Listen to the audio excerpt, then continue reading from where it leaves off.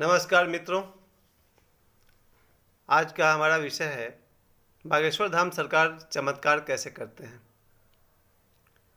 इन दिनों जबकि वो रायपुर में है, जो उनका कार्यक्रम है 17 जनवरी से लेकर 23 जनवरी तक, इन दिनों मैं देख रहा हूँ मीडिया वाले और बहुत दूर दूर से, नागपुर से, कहाँ कहाँ से लोग उन पर ये इल्ज़ाम लगा रहे हैं कि ये अंधविश्वास को बढ़ावा दे रहे हैं। इस पर मैं कुछ कहना चाहता हूँ, और कहने से पहले मैं बताना चाहता हूँ कि मैं किस अधिकार से कह रहा हूँ, किस अथॉरिटी से मैं कह रहा हूँ। सबसे पहले तो मैं बता दूं कि छपरा जिला में मोतहा रामपुर गांव में, मोतहा रामपुर में एक मंदिर है, फलाहारी बाबा का मठिया। फलाहारी बाबा ने शरीर छोड़ा था 1936 में, और उनके चमत्कार और सिद्धियों की चर्चा आज लगभग 80 साल से लोग करते हैं। फलाहारी बाबा के बेटे का मैं पोता हूँ, यानी फलाहारी बाबा मेरे परदादा हैं। तो मेरे परिवार में एक ऐसे सिद्ध पुरुष हैं जिनके यहाँ जिनके समाधि पर लोग जल चढ़ाते हैं और वहाँ पूजा होती है। तो फलाहारी बाबा के ख़ानदान से हूँ, उनका खून मेरे अंदर है, इसलिए मैं समझता हूँ कि ये चमत्कार, ये सिद्धियाँ और ये पारलौकिक जो बातें हैं वो सब संभव है। इस पर मैं पॉइंट वाइज बात करना चाहता हूँ। फलाहारी बाबा के समाधि के पास बगल में रायदेव बाबा की समाधि है, वहीं पर वैद्य बाबा भी एक हुआ करते थे जो बहुत बड़े तांत्रिक थे। उसके बाद समझिए सबसे पहले कि ऑकल्ट साइंस क्या होता है। ऑकल्ट साइंस को कहते हैं गुप्त विज्ञान या गूढ़ विज्ञान, रहस्यमय विज्ञान। ऑकल्ट साइंस का मतलब होता है विज्ञान से भी आगे, परा विज्ञान। ऑकल्ट साइंस जैसे कि समझिए कि दो तार रखे हुए हों, नग्न तार, एक में करंट है दूसरे में नहीं है, लेकिन क्या आप देखकर बता सकते हैं किस में करंट है किस में करंट नहीं है? देखकर नहीं बता सकते, लेकिन है तो। उस तरह से दुनिया में बहुत सारी शक्तियां हैं जो हैं और दिखाई नहीं देती। दूसरी बात, जब मैं साधना की जगत में पढ़ा तो सबसे पहले मेरी शुरुआत हुई है फलाहारी बाबा के मंदिर से, तो मैं शुरू किया ही। मैंने शुरुआत की देढ़ा बाबा से, और देढ़ा बाबा का नाम आप लोग सुने होंगे। अगर आप चमत्कार और सिद्धियों की बात करें तो कहा जाता है उनके बारे में कि वो उन्हें अष्ट सिद्धि आती थी। अष्ट सिद्धि क्या है उसके बारे में मैं थोड़ी देर बाद में बात करूँगा, और जो अष्ट सिद्धि को समझेगा वही समझ पाएगा कि बागेश्वर धाम में चमत्कार किस तरह होते हैं। लेकिन सबसे पहले हम बात उठाते हैं कि ऑकल्ट साइंस के बारे में। मेरी यात्रा शुरू हुई देढ़ा बाबा से, जहाँ से मैंने जाना कि आदमी के आत्मा की और मन की बहुत सारी शक्तियाँ हैं जो सोई पड़ी हैं, इन्हें जगाना होता है। देढ़ा बाबा के बाद मेरे जीवन में प्रवेश होता है ओशो का, और आप जानते होंगे कि ओशो तिब्बत में बहुत बड़े तांत्रिक रह चुके थे, और शायद उनके समय में धरती पर उनके ऐसा तांत्रिक कोई भी नहीं था। लेकिन उन्होंने मार्ग कुछ और चुना, उन्होंने ध्यान सिखाया। और ओशो के बाद भी मेरे जीवन में आए श्रीमाली जी, डॉक्टर नारायण दत्त श्रीमाली, ये उनकी किताब है। और श्रीमाली जी को निखिलेश्वरानंद जी के नाम से भी जाना जाता है। तंत्र सम्राट निखिलेश्वरानंद जी, आप देखे होंगे बागेश्वर धाम के जब धीरेन्द्र कृष्ण जी का प्रवचन होता है, कार्यक्रम होता है, तो पीछे निखिलेश्वरानंद जी का बैनर लगा होता है, श्रीमाली जी का फोटो लगा हुआ होता है। इनके साथ आज मैं 20 साल से ज़्यादा मैं यात्रा कर रहा हूँ, और तंत्र मंत्र चमत्कार क्या होता है मैं समझता हूँ। उसके बाद अगर आप लोग कभी योगी कथामृत पढ़े हों, बाद में मैं इसको सीधा दिखा दूंगा, तो फ्रंट कैमरा से देख रहा हूँ। योगी कथामृत जो परमहंस योगानंद जी ने लिखा था, इस किताब को पढ़ेंगे तो इसमें सैकड़ों ऐसे सिद्धियों के वर्णन हैं जिसको देखकर आप कहेंगे कि ये किताब तो अंधविश्वास फैला रहा है। इसमें महाअवतार बाबा जी का जितने भी चर्चे हैं, लाहड़ी महाशय जी का जो चर्चा है, युक्त श्री गिरी जी का जो चर्चा है, योगानंद जी का है, और कई लोग हैं, मास्टर महाशय हैं, बहुत सारे लोग हैं जिनके बारे में आप पढ़ेंगे जब योगी कथामृत, तो आप समझेंगे कि ये लोग तो अंधविश्वास को बढ़ावा दे रहे हैं। जी नहीं, कुछ ऐसी शक्तियां हैं जिनके बारे में ये जानते हैं और आप नहीं जानते। अंधविश्वास का मतलब समझिए पहले, अंधविश्वास का मतलब होता है आप जानते नहीं और मानते हैं, या श्रद्धावश आपके गुरु जानते हैं आप नहीं जानते। मुझे यही कहना है सर कि अगर आप रामायण को उठाइए तो रामायण में चर्चा आता है कि हनुमान जी समुद्र लांग गए। आलोचना करना चाहे तो आप कह सकते हैं कि रामायण अंधविश्वास फैला रहा है, कोई बंदर समुद्र को कैसे लांग सकता है, तो आप कह सकते हैं कि रामायण अंधविश्वास फैला रहा है, तुलसीदास जी या वाल्मीकि जी अंधविश्वास फैला रहे हैं। लेकिन असलियत यह है कि आप नहीं जानते हैं, अष्ट सिद्धि के बारे में आप नहीं जानते हैं।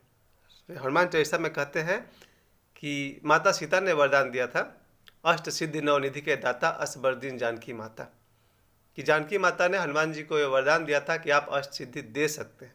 तो न सिर्फ अष्ट सिद्धि हनुमान जी को आती है, बल्कि वो अष्ट सिद्धि दे सकते हैं। अष्ट सिद्धि क्या होता है, मैं 2 3 4 का आपको नाम बताता हूँ। जैसे है अणिमा। अणिमा सिद्धि का मतलब होता है कोई आदमी यानी योगी चाहे तो अपने शरीर को छोटा से छोटा अणु का रूप ले सकता है। आप कहेगा मैंने तो जीवन में किसी को नहीं देखा है, तो फिर अणिमा सिद्धि झूठ है, बेकार है, बकवास है। अणिमा सिद्धि अगर है ही नहीं तो फिर पतंजलि अपने बुक में क्यों कहते हैं कि योगी अपनी इच्छा अनुसार 5वें शरीर पर विजय पाने के बाद अपनी इच्छा अनुसार कोई भी रूप धारण कर सकता है। आप पतंजलि के मार्ग को भी नहीं जानते होंगे, तभी आप कह सकते हैं ये बात। अणिमा है, लघिमा है। लघिमा मतलब इतना हल्का कि पत्ते की तरह लहरा सके, जिसमें कि कोई योगी चाहे तो उड़ के अपने शरीर से यात्रा कर सकता है। महिमा है। महिमा सिद्धि का मतलब होता है विशाल। योगी अपने आप को जितना विशाल करना चाहे कर सकता है। तो मैं ये कहना चाहता हूँ कि दुनिया में अभी आपने त्रिजटा अघोरी महाराज का नाम नहीं सुना होगा। 250 साल उनकी उम्र है, ऊंचाई 8 फुट 3 इंच। त्रिजटा अघोरी महाराज से पूछिए कि सिद्धि क्या होता है। आज भी वो जीवित है, हमारे बीच है। तो मैं ये कहना चाहता हूँ इन शॉर्ट कि आज बागेश्वर धाम में जो हो रहा है, धीरेन्द्र कृष्ण शास्त्री जी जब लोगों को चमत्कृत करते हैं, कैसे कर पाते हैं। सब कुछ तो ज़्यादा तो मैं भी नहीं बता पाऊँगा क्योंकि ये खोजने का विषय है, लेकिन उनका एक चीज़ को मैं भी नहीं समझ पाया कि जो पर्चा वो लिख देते हैं फिर उसको कोई भी आदमी आ करके उठा ले, ये उसका हो जाएगा। तो वहाँ तक तो मैं भी नहीं समझ पाता हूँ। बस यही कह सकता हूँ कि शक्तियाँ असीमित है, बहुत है। हाँ, एक बात मैं ज़रूर कहना चाहूँगा बागेश्वर धाम के विषय में कि दुनिया में करोड़ों आत्माएं हैं, ज़्यादा भी हो सकती है। उनमें से अधिकांश आत्माएं, कहिए कि 99% आत्माएं बेहोश अवस्था में हैं और वो फिर आगे जन्म ले लेती है।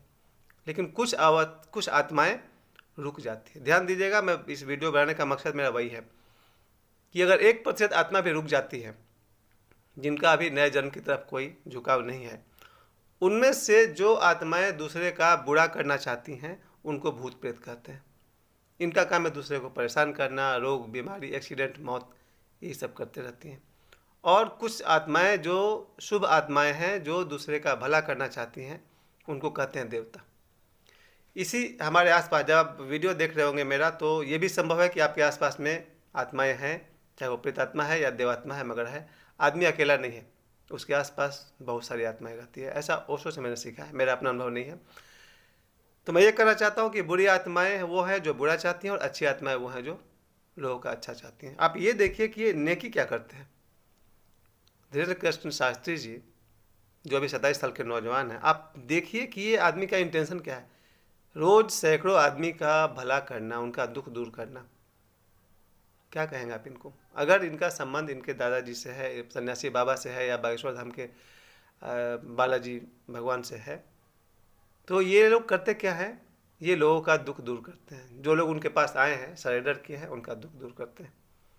आप ये देखिए, आप कभी भूखे नहीं रहे होंगे, 1-2 दिन भूखे रहे होंगे। मैं 89 डेज भूखे रहा हूँ, लगभग 90 दिन लगातार भूखे रहना पड़ा था, एक समोसा और पाव खा करके, जब मैं मुंबई में रहता था। स्ट्रगल के दिन थे। आज बागेश्वर धाम में सैकड़ों आदमी को, हजारों आदमी को रोज़ खाना खिलाया जाता है। आप ये देखिए ना कि वो क्या कर रहे हैं। सैकड़ों हजारों बेटियों की शादी करवा रहे हैं। अभी पता चल रहा है कि वो कैंसर का हॉस्पिटल खोल रहे हैं। तो सबसे पहले ये देखिए कि आदमी करते क्या है, लोगों का भला करते हैं। अगर आपको अपने दुख से बहुत लगाव है, बहुत प्यार है, तो मत जाइए इनके पास, आप अपने घर में रहिए, अपने दुख के साथ खुश रहिए। लेकिन अगर आपको कोई समस्या है, शारीरिक या मानसिक, जिनके पास है वो जाते हैं, उनका दुख दूर होता है। बस मैं यही कहना चाहूँगा, जो लोग भी आरोप लगा रहे हैं इन पर अंधविश्वास का, उनसे मैं कहना चाहता हूँ कि आप भगवान शिव को देखिए, तंत्र के महासम्राट। आप गोरखनाथ जी को देखिए, तंत्र के महासम्राट। माता काली के मूर्ति को देखिए, पूरे रामायण को देखिए, और कृष्ण के जीवन को देखिए। आप कहेंगे कि ये सब तो अंधविश्वास फैला रहे हैं, क्योंकि इसका सबूत तो है ही नहीं। एक बंदर छोटा हो जा रहा है, एक बंदर विशाल हो जा रहा है, इसका क्या सबूत है? नहीं। अब मैं यही कहना चाहूँगा कि ये आपका विषय है ही नहीं, आपसे होगा नहीं।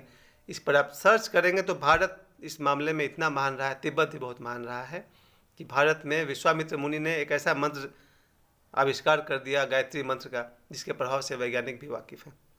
तो विश्वामित्र जी का, अगस्त मुनि का नाम आप सुने नहीं होंगे ठीक से। अगस्त मुनि के चमत्कार का तो आप सोच ही नहीं सकते हैं।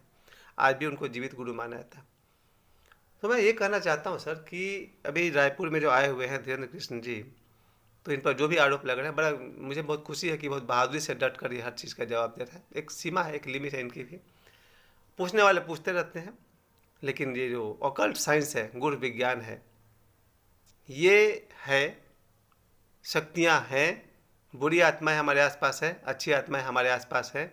जो अच्छी, जहाँ पर ये बोलते हैं धीरेन्द्र कृष्ण शास्त्री जी कि सेना हाजिर हो, तो उनमें ऐसी आत्माएं आती है जो बुरे आत्माओं को सजा देती है और लोगों को दुख से मुक्त करती है।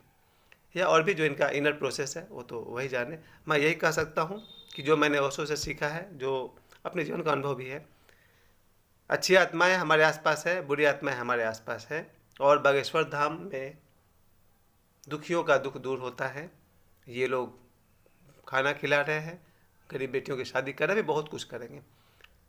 चाहे जिनको जो भी कहना है वो कहें, लेकिन मैं कहूँगा भारत का जो गौरव था, भारत की जो महानता थी, उसको वापस लाने में धीरेन्द्र कृष्ण जी का बहुत बड़ा योगदान है। एक बार फिर मध्य प्रदेश से ही ओशो हुए, जिन्होंने भारत को पूरे विश्व में ऊंचाई दी, और मध्य प्रदेश से ही ये हुए हैं। या कुछ आप लोग ठीक कर लीजिएगा, करेक्ट कर लीजिएगा।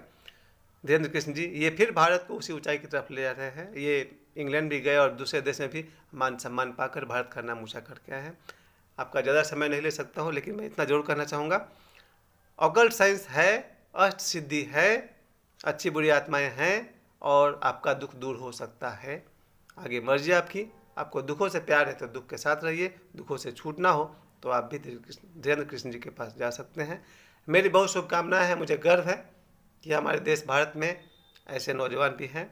मेरी तरफ से धीरेन्द्र कृष्ण जी को प्रणाम, और बालाजी महाराज को प्रणाम, सन्यासी बाबा को प्रणाम, उनके दादाजी को प्रणाम जो धीरेन्द्र जी के सदगुरु हैं। मेरी बहुत सारी शुभकामनाएं। बहुत जल्दी हम दोनों, मेरी इच्छा है कि आपके बाद दर्शन करूं। और आप सभी दर्शकों को बहुत धन्यवाद। आपके अंदर भारत के प्रति श्रद्धा बढ़े, आपके अंदर रामायण और इन सिद्धियों के प्रति भी श्रद्धा बढ़े। इनका जो वैज्ञानिक आधार होगा अभी साइंस प्रूफ नहीं कर सकता है, क्योंकि this is not science, this is occult science. बहुत बहुत धन्यवाद।